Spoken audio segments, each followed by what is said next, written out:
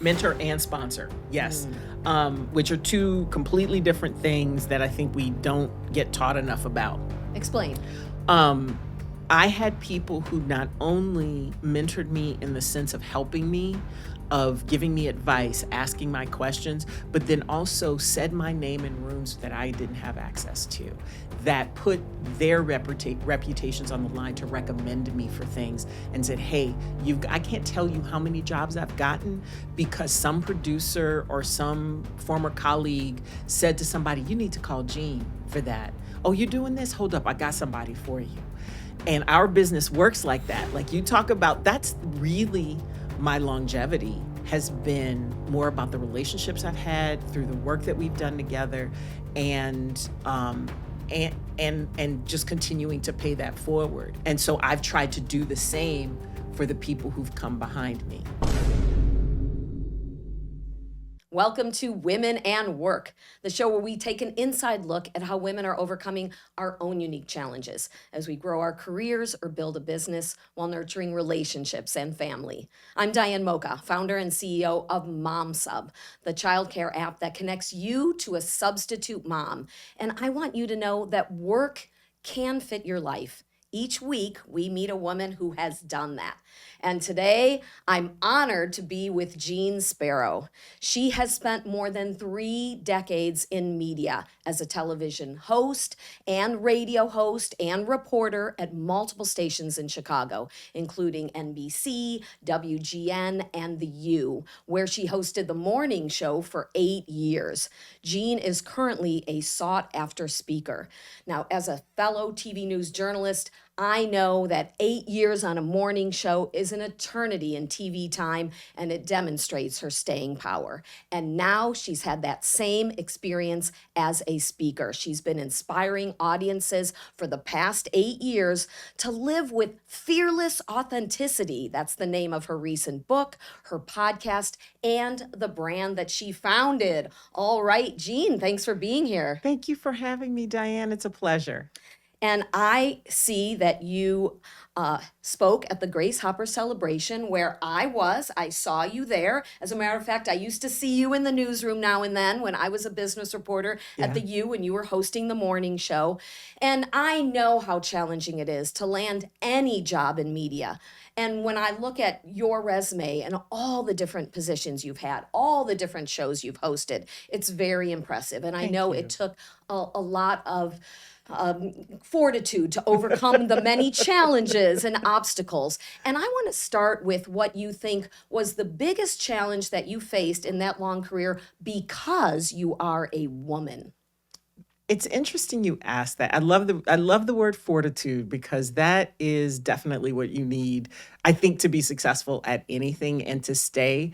Um, you know, I have never really given too much thought to what being a woman has meant to my work. Do you know what I'm saying? It's who I am, but I feel like had I focused on that, I would have been discouraged and I wouldn't have had the fortitude to keep doing it because there are so many things that are not fair for us as women in work, especially in TV journalism. And that's something I didn't realize when I moved from radio to TV. Like the way we look is so focused. It's such a focal point of our work, even though more likely you're going to get fired because you didn't get something right, but you got to get something right and do all this other stuff where men don't have the same pressure. I would say that, and here's the most disappointing part of it for me.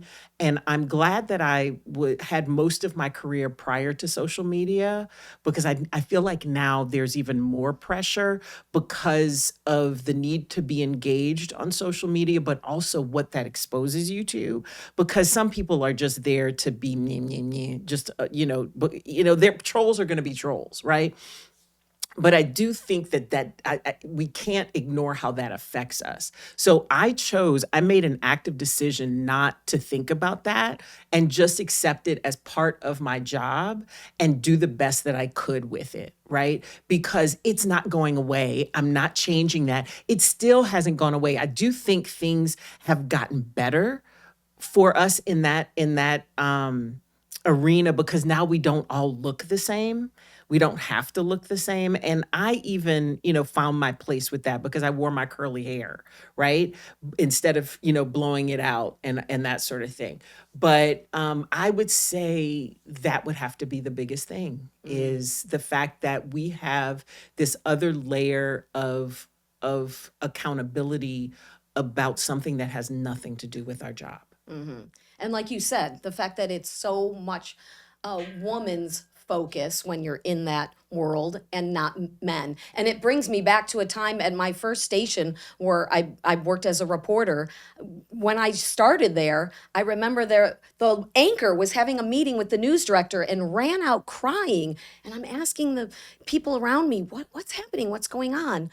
Well, she's been an anchor here for a while, and they called her in to tell her she's starting to look too matronly, so they're taking her off the air.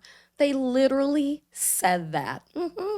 In little old Rockford, Illinois, right? And the fact that that's okay to somebody, because here's the thing, when you get to a certain age in life, your body changes, your face changes, and the men change too. Yes. And they're sitting up there looking, as portly as they can, no And shade. he was older than her, Yeah. co-anchor, and his Yep. job was perfectly secure. And that's not fair. And the one thing I will say though is that I have seen that. I think it's much more upfront in our industry in broadcasting, but it happens everywhere else. It's just much more subtle, Mm. and I don't think people notice it because we all judge people by how they present. Right? We decide, even if it's not a bad judgment, we make a decision about what we think about them, about how we receive them. And I do think broadcasting, especially television broadcasting, is more honest about that.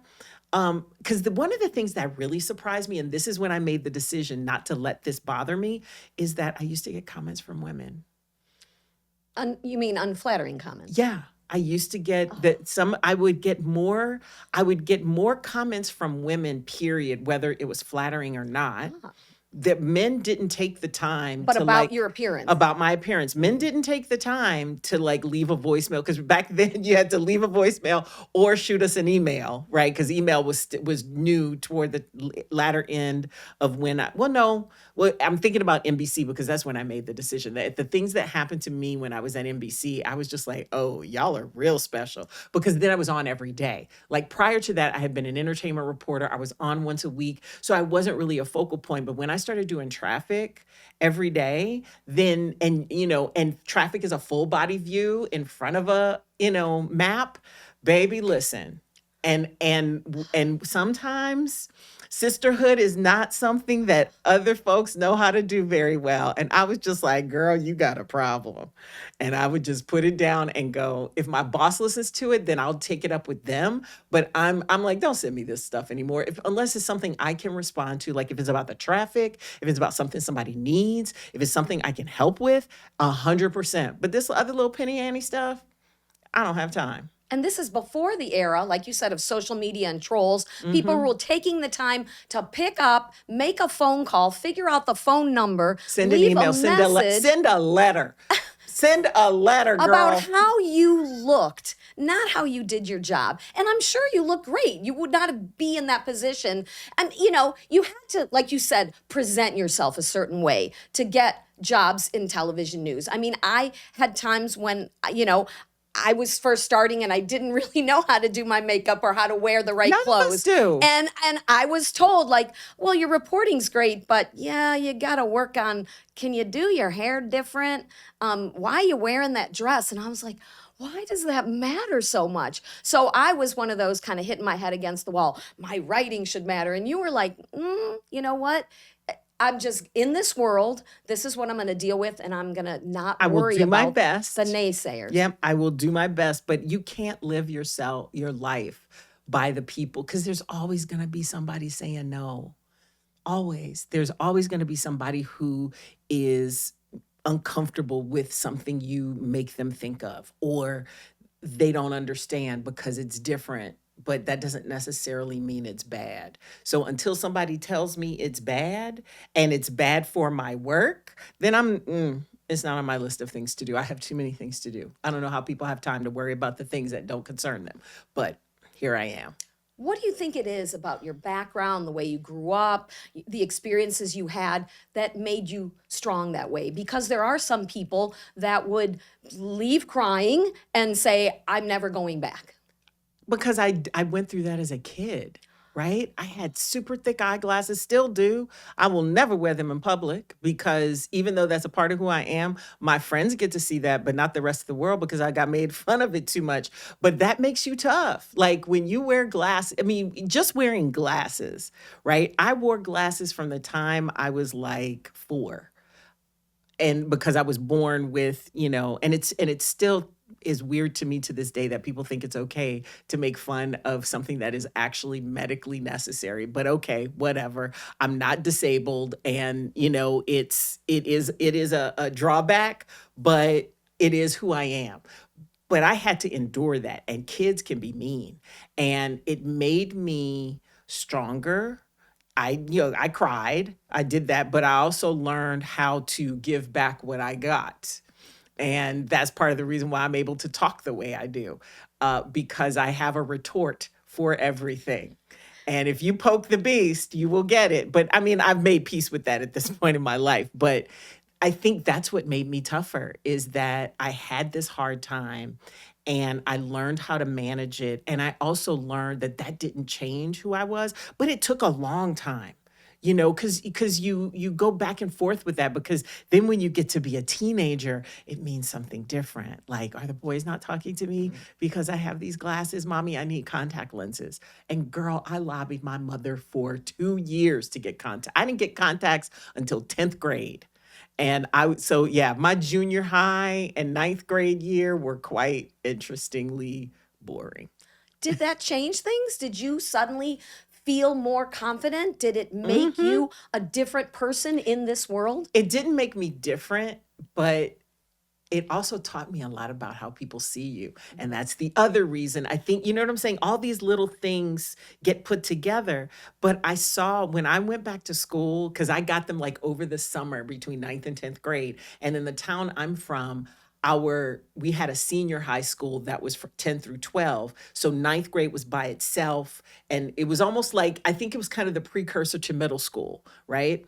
And so we went to seventh and eighth together, and then we went to a freshman high school, and then we went to senior high. So when I was off that summer, is when I got my contact lenses. So I go back to a new school.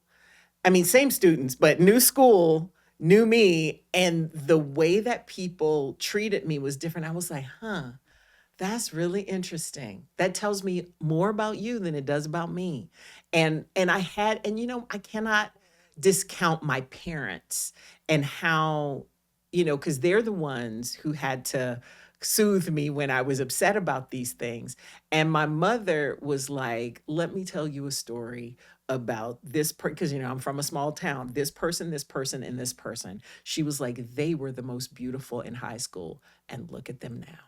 She was like, not that they're not still beautiful on the inside, but you wouldn't know. And then she pulled out pictures and she said they were the most popular girls in high school and they're still wonderful women, but looks fade.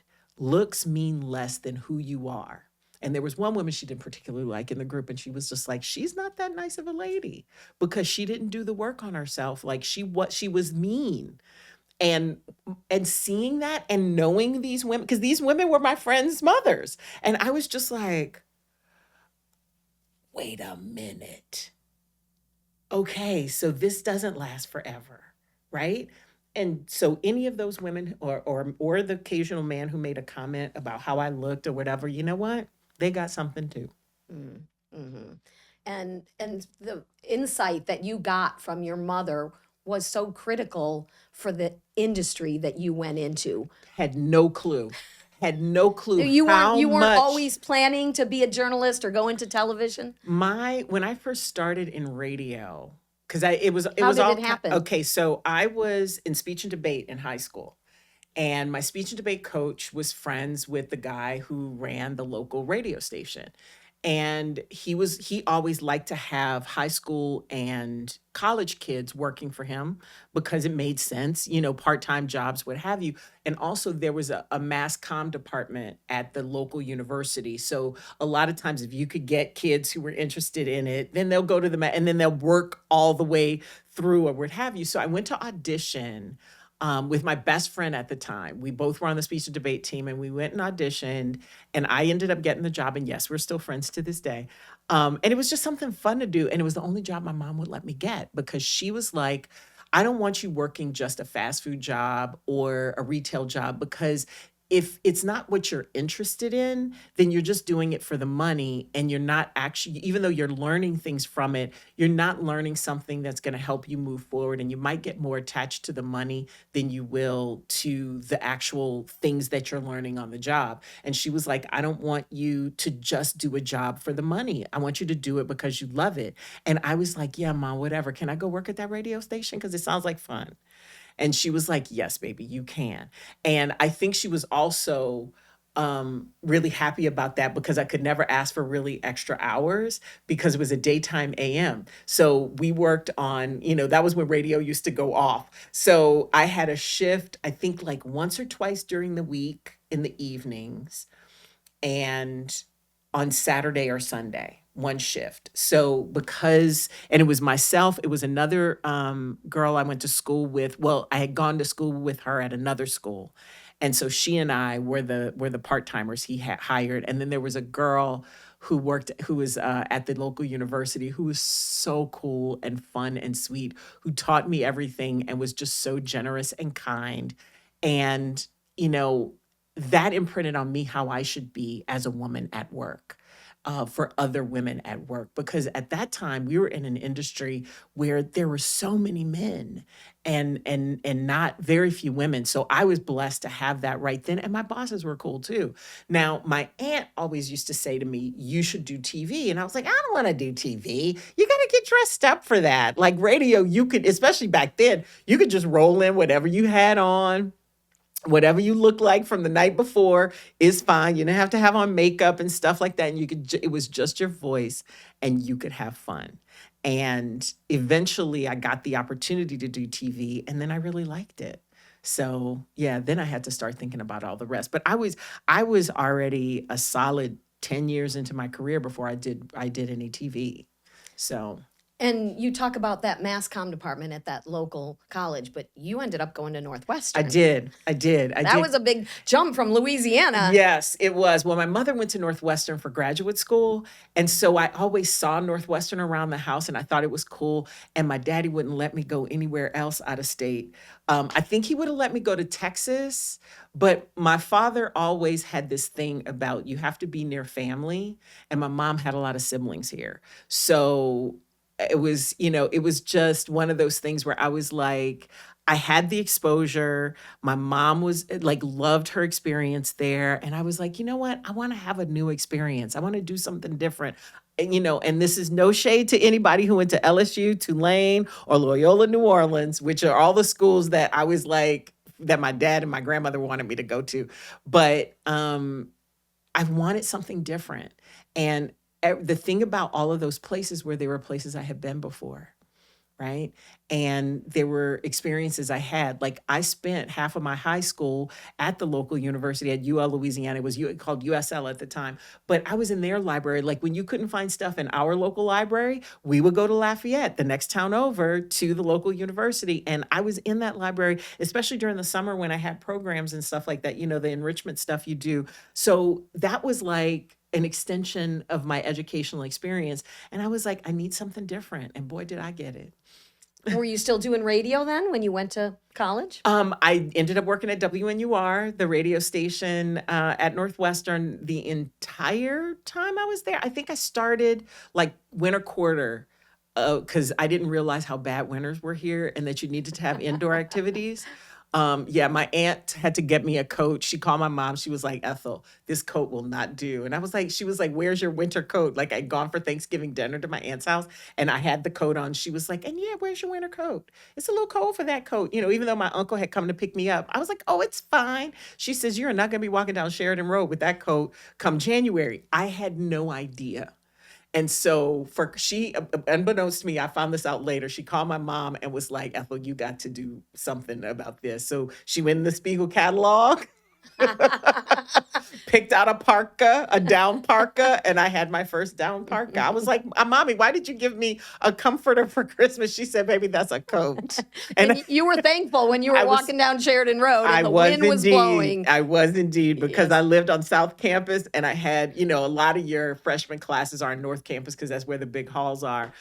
Girl, I was had an awakening, and that's when I realized, okay, I need to do stuff to get out of my dorm room and out of the dorm. So I, went over to NUR and I ended up getting a job there, and I ended up being, running one of the programs, and was really involved in it and loved it and kept doing it, but still never thought it would be a career. What did you think was going to be your career? What were your big I was going to be dreams a and plans? psychologist. I Okay, was going to because you be a got a degree in therapist. that. Yeah, I got a Yes. degree in psychology. I thought I was going to be a therapist because I was fascinated by how people thought. Mm. Like I loved psychological thrillers at the time, the books I read, and I remember I read The Three Faces of Eve, and I remember the protagonist, to the one that I identified in the book with, was the psychologist, because he was trying to, or I can't even remember all the characters now. Oh, brain fog. Which I know a lot of women understand. But I remember like identifying with the therapist, the psychologist in that book, and I remember thinking, gosh, you can really make an impact on people's lives if you can, help them see themselves, right? So that's what I thought I was going to do. I took a gap year basically. We didn't call it that then, but I decided at graduation that I wanted to take a year off before going back to grad school because I was kind of burnt out on school. And I had a great advisor at the time, was like, do something you like and just have fun. And so when I went to the career center, they were like, you ever think about radio? You've been doing it all this time. I was like, people don't make money at that. And he was just like, you kidding, right? And so I got an internship while I was still, he was like, just try it out, see if you like it. And then I realized that it was a whole other industry that was a viable career path. And I never went back to get my PhD. So did you have, once you started realizing this was the path you were on, like big plans and dreams? Were you thinking about other things in the future? Did you grow up as a little girl going, someday I'm going to get married and have a family and I'm going to have this career and it's going to be great? And like, what were the things that you fantasized about when you were young? And then how did it really turn out in your life? Why was it Oh. different? So, okay, so this is going to sound really weird, but I was convinced I was going to die at 30. Like I thought that's when life ended. I literally thought that until I turned like 18 and I was like, "Oh, people do live past that," because I thought my mom and my dad were 30. Like I think it was just this arbitrary number, but I thought I would get married, have kids, like I would go to college, get married, have kids, work, and then die. Like I thought all that happened before 30 when I was a kid, and I never really adjusted it. And also 30, my 30th year was 2000, the year 2000. I also thought the world was going to end in 1999 because Prince told us that. And I was convinced, party over, oops, 1999. So I was like, okay, I'll be 30, it'll be done. I'll get everything in before then. Okay, let's do it. And when I got into radio, I did not understand fully until much later how when you pursue a career that is demanding of your time, how difficult it is to meet somebody, to get married and have kids. That's something I've never mastered, right? And part of that is because of what those little choices you make really add up. I don't regret a thing, but I didn't know that at the time. And so I just went with what I was, what I was good at and what I was best at and what my heart told me to do. It still worked out. It just didn't work out anything like I thought it would, you know? I don't know that I mean, the people who it does, I'm always fascinated by them because, like, how did you know? I knew that I wanted to talk for a living. That's the reason why therapy and psychology was really important. I loved listening to people and talking. My mother thought I should have been a lawyer because I will argue you down. But I didn't. I was like, I saw court shows and I was like, I don't think so. I'm not. What was the show when we were kids? I'm not Perry Mason. I'm not. What was the other one where they used to be in court all the time? Matlock? Matlock. I'm not Matlock. When I saw and two, you didn't really see any women lawyers until Not like what then. LA Law, Mhm. right? Remember LA Law? That was a mess. And I loved every minute of it as a kid when I would sneak and watch it. But yeah, I didn't see that, right? And I think you have to see something to be it, and you have to see yourself in it. You have to imagine, not only see somebody who looks like you, see another woman, or whatever, identities you have. I think you also have to be able to inhabit that place in your mind. And I could always inhabit a place that had talking. I could always inhabit a place that had music. That's the reason why radio was the first entree point, because it was music. My mother was a musician. So yeah, I think it just I do think my steps were guided. That's for sure. But was it and I think it was furthered by the choices I made, but was it a plan? Absolutely not. Now, my friends may tell you something different, because one of my friends swears that if I decide to do something, it gets done. And she was like, I've watched your career. She was like, everything you said you wanted to do, you've done. And I said, okay, I guess. But I think of that as like one step and then the next and then the Like next. goals and Yeah, manifesting. exactly. But I didn't know that's what I was doing. You talk about the demanding nature of this business, and boy, Hmm. I understand that. You understand that. And there are a lot of businesses that are demanding, maybe not quite in the 24/7 way that television and radio is, but I want to know about this choice once you recognized it. You don't usually don't know in the beginning, but you start to see friends and other people who can put their job, in the background, who can go home and go out and not be called in, and then you have this whole other thing where it became your life. It sounds like when it becomes that demanding, like you said, there's other things that you don't have time for, you don't even have space for in your brain. Did you make a conscious choice? And what would you say to other women who are in demanding fields, about that choice that either happened to you or you made a conscious choice that, well, this is going to maybe drown out the other things in life that I thought I might have? I think Oprah said it best when she was like, you can't have it all at the same time, right? You can have it all. It just may not look the way you think it will. And you do have to let some things go. And you do make choices in the moment that you may not realize the impact of it. But if it is good for right now, then that's what it has to be, right? We're not living in tomorrow. We may want to make it to tomorrow, but that's not guaranteed. And I think, like I was talking to a friend of mine, there, like when we were in right after college, when everybody had, Memorial Day off and Labor Day off. And that was, we would go to like these little festivals in like Cancun or Jamaica or whatever. Like I didn't get to go to any of those because I was working, because I wanted the opportunity and I was available to fill in.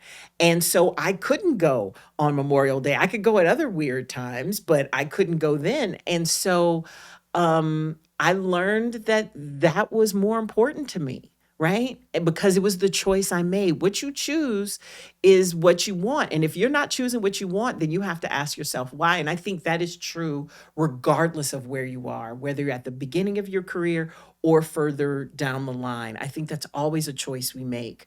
Are you going to prioritize making it to your kid's soccer game? Or to your, like all of my friends, their kids are going on their prom send offs and their college trunk parties. Those are probably coming later this summer, and the graduations and things like that. This month has been chuck-a-bluck with that stuff. And you know what?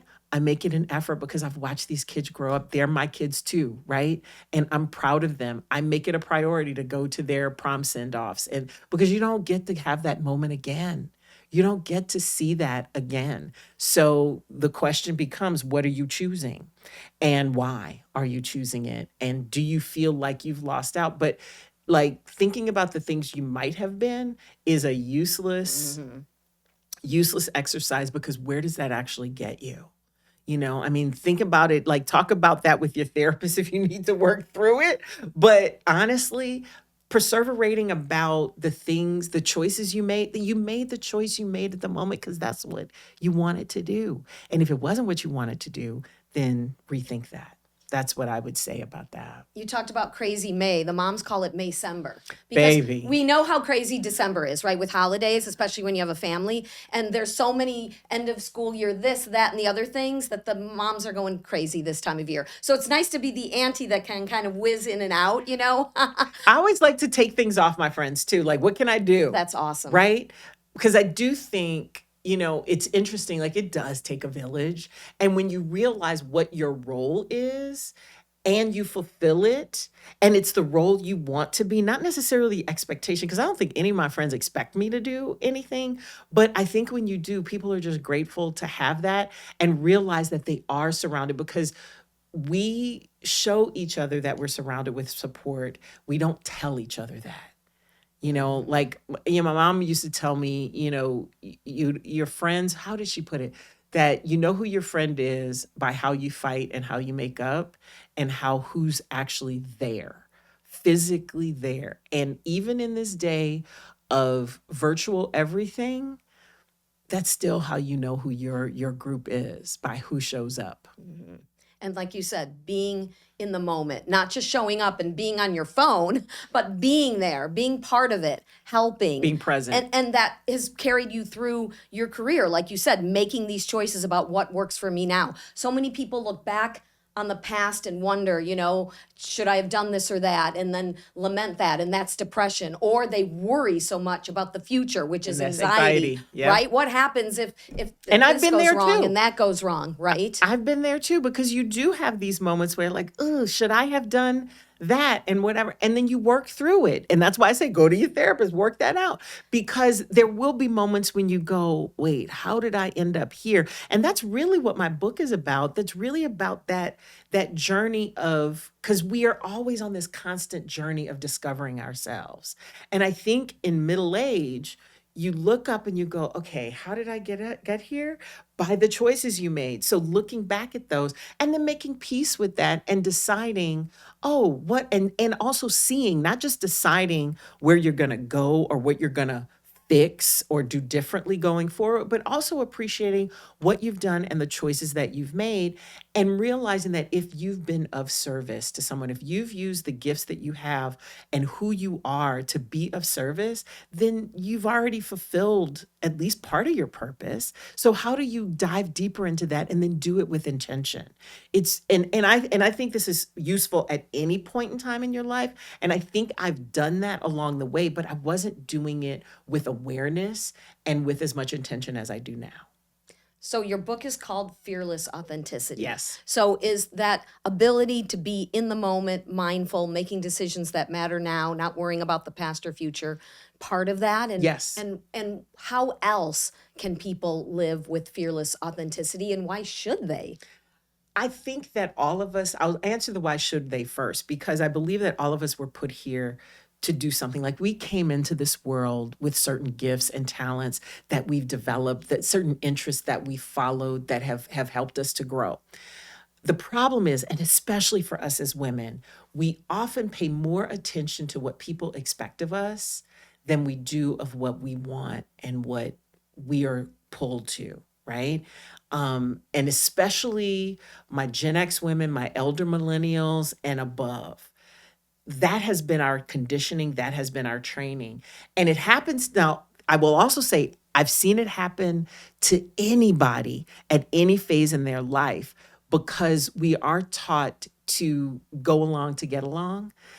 But there comes a point where making choices just for other people, not out of consideration for other people, that's different, but for other people, doing what others want, making that choice, where you're going to have to undo that at some point, right? Because it's not, you're going to wake up one day and realize this isn't right for me. How did I end up here? And when you do that, you always have it's never too late. You always have an opportunity, but it's really about knowing what's right for you. Because I think a lot of us do go, what am I even here for? You know, they say that the two most important days in your life are the day that you're born and the day that you figure out why. And some people I think are always following that and just kind of do it, don't think about it, and it turns out okay. There are many more of us who have to do that with more intention, more questions because of the way we were brought up to be that might be at odds with what our real gifts are because I remember having a conversation with my mom when I decided to go into radio. She was like, well, don't you think you should just get a teaching certificate as a backup? She was like, I don't want you to be poor. And because I was only working part-time and I was hustling, I was doing all these things. I was temping, remember temping? Mm. Um, she was saying it out of concern. And I was like, yeah, mama, whatever. Because I had already made my choice. And that's how my parents raised me. So even though she was concerned that the things she and my dad taught me to do is what I was actually doing, and it all worked out fine, um, she was concerned about, "Ugh, this feels really unsteady. Mhm. This feels like something that's going to leave you in a lurch and I'm Vulnerable. and vulnerable and I'm worried about that." And that's absolutely fair, but I was an adult and it was time for me to make a choice and I made a choice and it's never not worked out. Did you feel vulnerable? No, I didn't. I think I was too Ah. dumb to feel vulnerable. I think I literally The feel. innocence of youth. Baby, listen, you couldn't tell me at 21 when I graduated from Northwestern that everything wasn't going to turn You out. know everything at that point. Yes, girl, because I went to prom 4 years ago. I knew everything. The older you get, the less you know, because the more you realize what you don't know. Girl, my dad used to say that. My father used to say that all the time. He was like, baby, the older I get, the more I realize how much I don't know. And that confused me when I was a kid when he would say it. And I completely understand now because I still learn something new every day. And there are times when people tell me something, I'm like, hold up, mind blown. Give me a moment. I need to process this.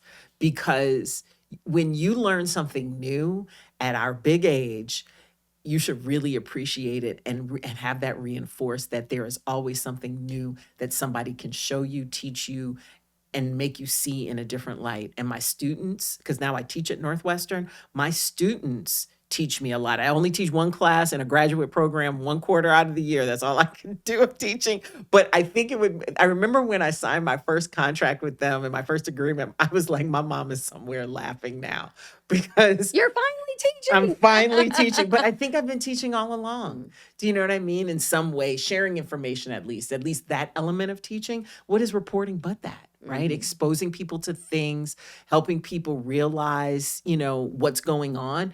That's teaching in a way, it's informing.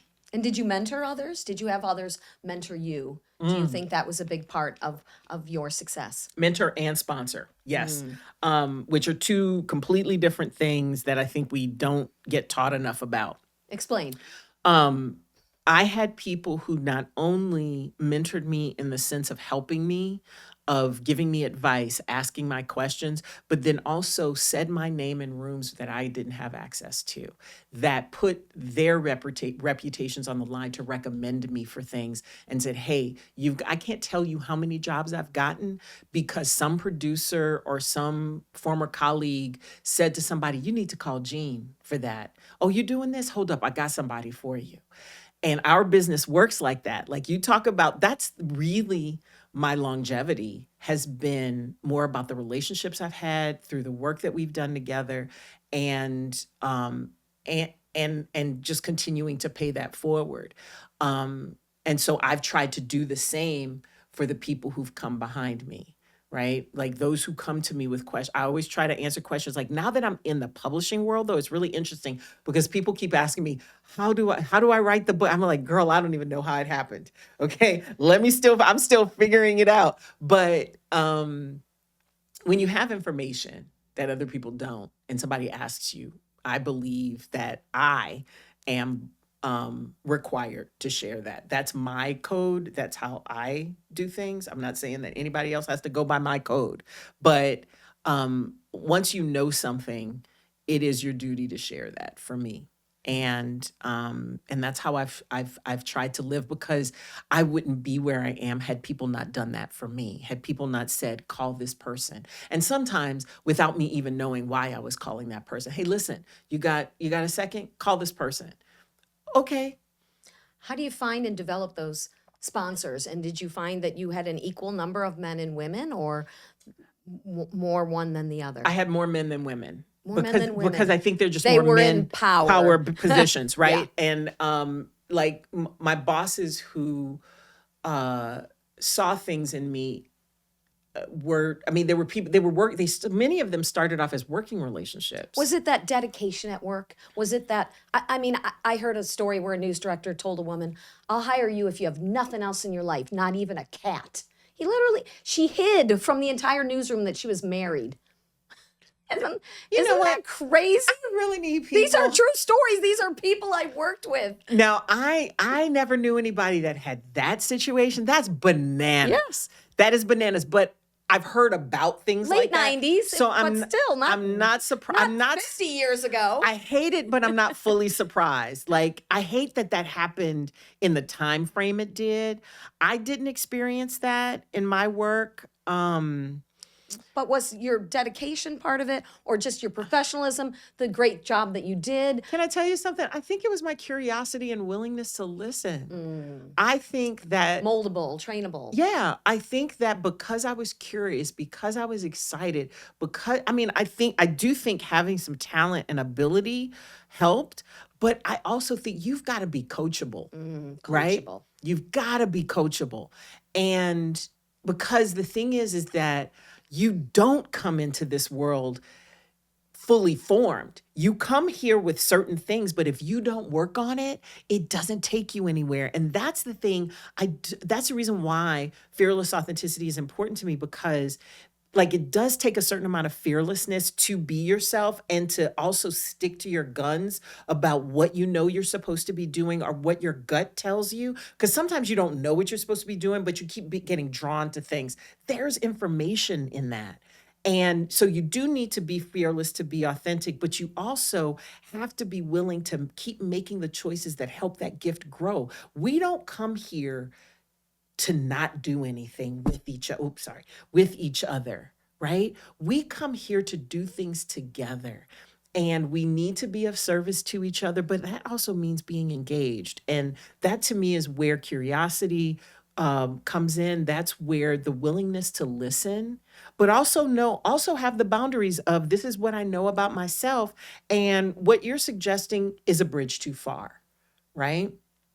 And so I think that's the reason why those relationships developed is there was a common interest. They were as passionate about their work as I was. They saw something that they wanted to help go be better. Like there was a young lady that I worked with toward the end, not well, probably smack in the middle of my career um, in TV. And she was super talented, but she didn't want to hear a thing I had to say.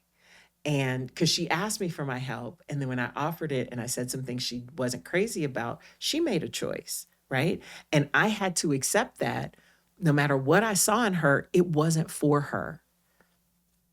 And I think all of us need to make those choices and understand why we're making them. And I feel like she made those choices because she didn't like what I was saying, not because of whatever, but again, her choice. And I had to let that go. And I remember one of my colleagues at that station at the time said, I really wanted you to work with her, but if she doesn't want your help, then why waste your time?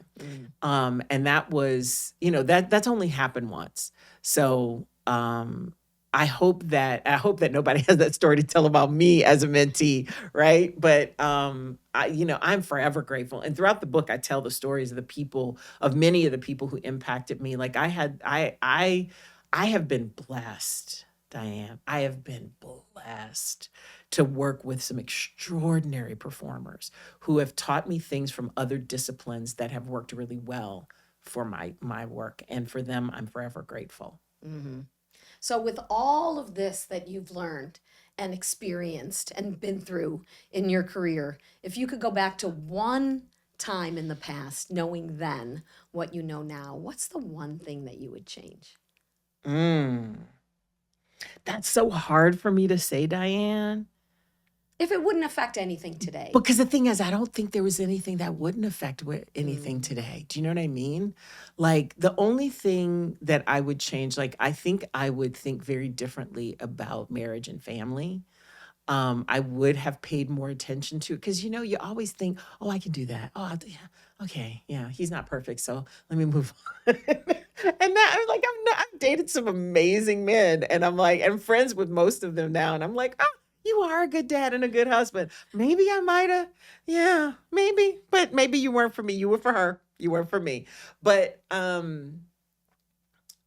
don't know that I would change that because like I also know that I would be the tiger mom, right? And if I'm the tiger mom, I was. I couldn't do what I did during those Yeah, years. I took a There's step no back. way. Yeah. Yeah, there's no way I could have done what I Mm-hmm. did and been the mom that I wanted to be. Mm-hmm.